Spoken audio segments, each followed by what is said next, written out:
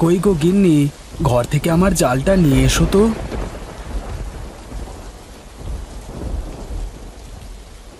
হ্যাঁ গো, এত বৃষ্টি নেমেছে, এর মধ্যে তুমি তুমি জাল নিয়ে নদীতে মাছ ধরতে যেতে পারবে? ও নিয়ে তুমি কোনো চিন্তা করো না গো। আমার অভ্যেস আছে, এই বৃষ্টির মধ্যে মাছ ধরে আমি একেবারে বাজারে বিক্রি করে তারপর বাড়ি ফিরবো। হ্যাঁ গো, এই বৃষ্টির সময় কেউ বাজারে আসবে? বলো কি গো, এই ইলিশ মাছের টানে কত মানুষ যে বাজারে আসে তা তুমি কল্পনাই করতে পারবে না। ঠিক আছে গো, মানুষকে ভালো মাছ খাওয়াতে পারলেই তার থেকে আনন্দ আর কিছু নেই। ঠিক বলেছ গিন্নি। আচ্ছা তুমি থাকো, আমি বরং নদীতে গেলাম। আচ্ছা, এসো।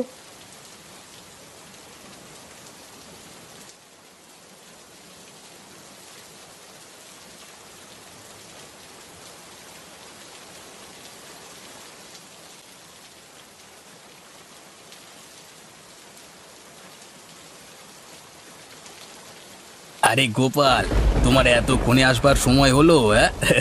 আরে এইদিকে যে আমার মাছ ধরা শেষ হতে চললো। হ্যাঁ, তোমার মতো কি আমি পারি কানাইদা?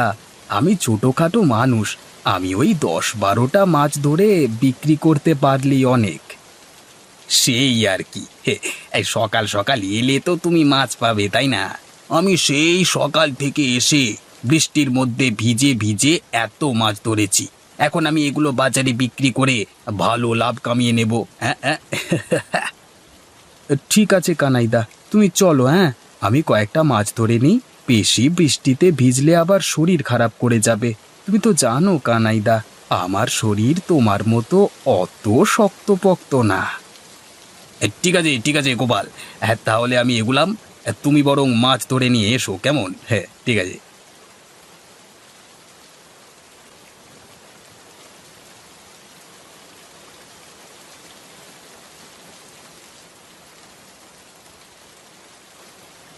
ব্যাস, আজকে বরং এই থাক। বেশি লোভ করলে নদীমাতা খুব দুঃখ পাবেন। যাই, এবার এগুলো বাজারে বিক্রি করে যা লাভ হবে তাই নিয়ে বাড়িতে চলে যাই।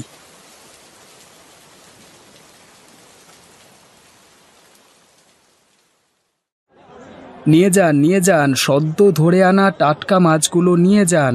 কম দামে ভালো জিনিস খেতে হলে আমার কাছ থেকে নিয়ে যান।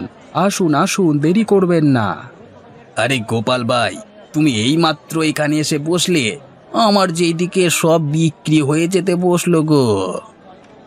আরে কানাইদা, তোমার মতো কি এত অভিজ্ঞতা আমার আছে? আমি ছোটখাটো মানুষ, তোমার মতো ব্যবসা কি আমি শিখেছি? আমি এখানে সারাদিন বসে দেখি, যদি 2-1 জন খরিদ্দার আসে তাহলে তো আমার পক্ষে খুব ভালোই হয়। হ্যাঁ ঠিক ধরেছ, তুমি এখানে বসে বসে অপেক্ষা করো, দেখো খরিদ্দার আসে কি না। আরে গোপালদা, টাটকা মাছ কত করে দিচ্ছ গো? তুমি কতটা নেবে? ওই একটা বড় আর একটা মাঝারি দেখে ওজন করো না।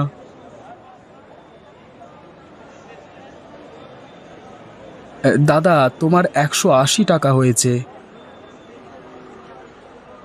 আরে দাদা, এত সাশ্রয়ে পেয়ে গেলাম। আমি কল্পনাও করতে পারিনি যে এত কম দামে টাটকা টাটকা মাছগুলো পেয়ে যাব। দাদা, লাভ করাটা আমার লক্ষ্য নয়, মানুষকে কম দামে ভালো জিনিস খাওয়ানোটাই আমার প্রধান লক্ষ্য। এই যে তোমার মুখে হাসি ফুটলো, এতেই আমি খুশি। বাবা, কত কিছু দেখলাম জীবনে, দেখবো এরকম লাভ না করে তুমি কতদিন তোমার সংসার চালাও। তা মাছ কত করে দিচ্ছ? মাছে প্রতি কেজি 250 টাকা করে। বলো কি গো, এত দাম মাছের? এর থেকে তো মাংস কিনে খাওয়া ভালো। হ্যাঁ, এই বৃষ্টির পানিতে ভিজে ভিজে আমাদের যে মাছ ধরে আনতে হচ্ছে সেই গভীর নদী থেকে, সেটা দেখুন, আমাদের কষ্টটা একটু বুঝুন। তাই জন্যই তো মাছের এত দাম। আচ্ছা তুমি দাঁড়াও, আমি অন্য বিক্রেতাকে একবার জিজ্ঞাসা করে দেখি। কি গো ভাই, তা তুমি মাছ কত করে বিক্রি করছো? আমার কাছে প্রতি কেজি 150 টাকা করে। বলো কি গো, 100 টাকা কম? তা মাছ ভালো হবে তো? মানে পচা টচা হবে না তো? না বাবু, এই বৃষ্টির দিনে আমি নিজে হাতে মাছ নদী থেকে ধরে এনেছি। আপনি বাড়ি নিয়ে যেয়ে খেয়ে দেখুন, যদি ভালো না লাগে তাহলে আপনার টাকা আমি ফেরত দিয়ে দেব। বেশ বেশ, তাহলে আমাকে 1 কেজি দিয়ে দাও দেখি।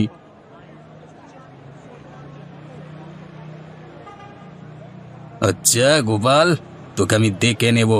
তুই নিজেকে বিরাট মহান ভাবিস, তাই না? আজকে রাতেই তোর একটা ব্যবস্থা আমি করব, দাঁড়া।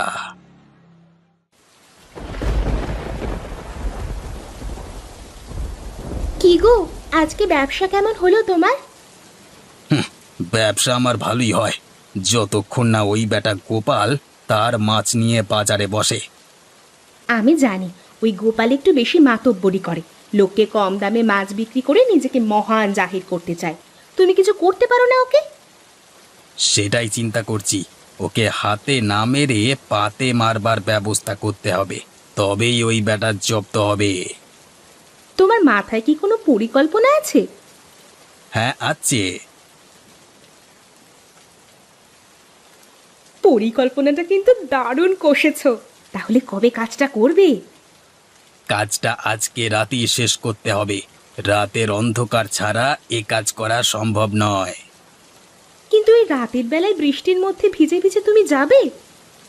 আরে বৃষ্টিতে ভিজবো কেন? মাথায় ছাতা দিয়ে যাব, আর মাত্র তো কয়েক মিনিটের কাজ। যাব, কাজটা করে আবার বাড়িতে চলে আসব। তাহলে আর দেরি করে লাভ নেই, যত তাড়াতাড়ি কাজটা শেষ করবে ততই মঙ্গল। বেশ, তবে তুমি বসো গিন্নি, আমি তাড়াতাড়ি কাজটা শেষ করে বাড়ি চলে আসি, কেমন?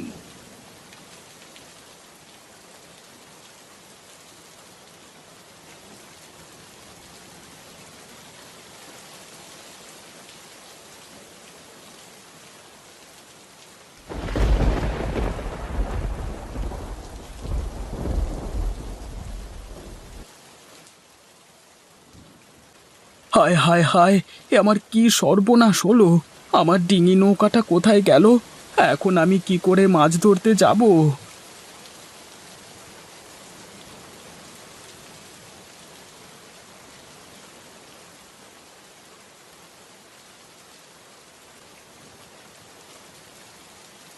এ কি, কি হলো? তুমি এই সময় চলে এলে যে? আর বলো না গো গিন্নি, আমাদের সর্বনাশ হয়ে গেছে। আমরা এবার না খেতে পেয়ে মারা যাব গো গিন্নি। কেন, কি হলো? তোমার কি শরীর খারাপ করছে নাকি? গিন্নি, আমাদের ডিঙি নৌকাটা নদীর জলে ভেসে কোথায় যেন চলে গেছে। বলো কি গো, কিন্তু কিভাবে ঘটলো এই ঘটনা? জানি না গিন্নি, সেটাই তো বুঝতে পারছি না। কিন্তু তুমি কি কালকে ফেরবার সময় ভালো করে ডিঙি নৌকাটা বেঁধে আসোনি? হ্যাঁ, এসেছিলাম তো। আমার স্পষ্ট মনে আছে, আমি খুব ভালো করে প্রত্যেকবারের মতোই নৌকাটা বেঁধে এসেছিলাম। বুঝতে পারছি। তার মানে এটা কারো চক্রান্ত হতে পারে, যে তোমার একদমই ভালো চায় না। কিন্তু সে কে হতে পারে? তোমার কি কোনো শত্রু আছে? আমি তো মানুষকে সারা জীবন সাহায্য করে এসেছি, কম দামে মাছ বিক্রি করে। আমার শত্রু আবার কে হতে পারে বলো তো? তুমি তো মানুষকে সাহায্য করে আসো, কিন্তু তোমার এই সাহায্য অন্যান্য ব্যবসায়ীরা নিশ্চয়ই ভালো চোখে দেখে না। তারাই হয়তো এ কাজ করতে পারে। তাহলে কি কানাই দাদা? হতে পারে, বুঝলে। কানাই দাদার হাবভাব দেখলেই মনে হয় সে তোমাকে কোনো মতেই সহ্য করতে পারে না, সব সময় তোমাকে ছোট করে। কিন্তু কানাই দাদা আমার সাথে এরকমটা করবে কেন? বুঝতে পারলে না? তোমাকে ভাতে মারবার জন্য। সামনাসামনি তো তোমার ক্ষতি করতে পারছে না, তাই তোমাকে ভাতে মারতে চায়, যাতে তুমি ব্যবসা করে টাকা উপার্জন করতে না পারো। কিন্তু আর কি করবার? কানাইদাকে তো সবকিছু বললে ও নিশ্চয়ই অস্বীকার করবে। আমাদের হাতে তো কোনো প্রমাণ নেই, তাই মুখ বুজে সবকিছু সহ্য করে যেতে হবে। তুমি দুঃখ পেও না গো, তুমি যেমন মানুষকে সাহায্য করো, দেখবে ভগবান একদিন নিশ্চয়ই তোমাকেও সাহায্য করবে।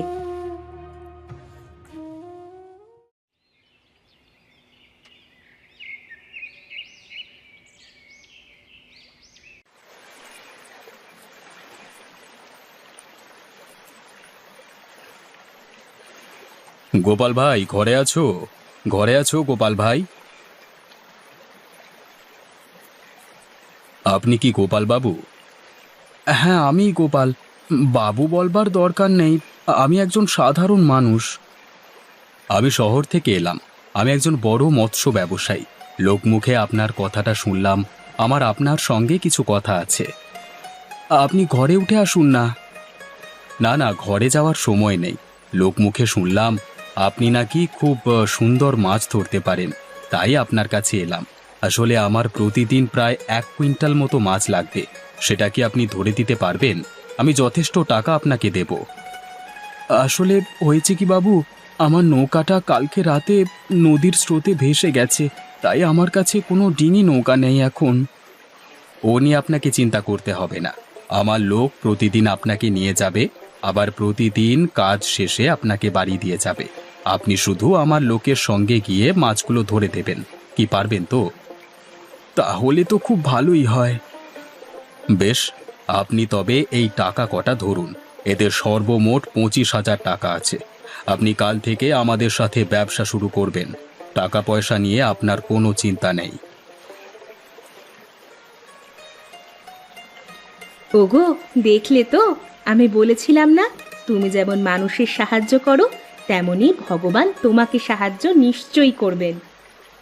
হ্যাঁ গিন্নি, তুমি ঠিকই বলেছ।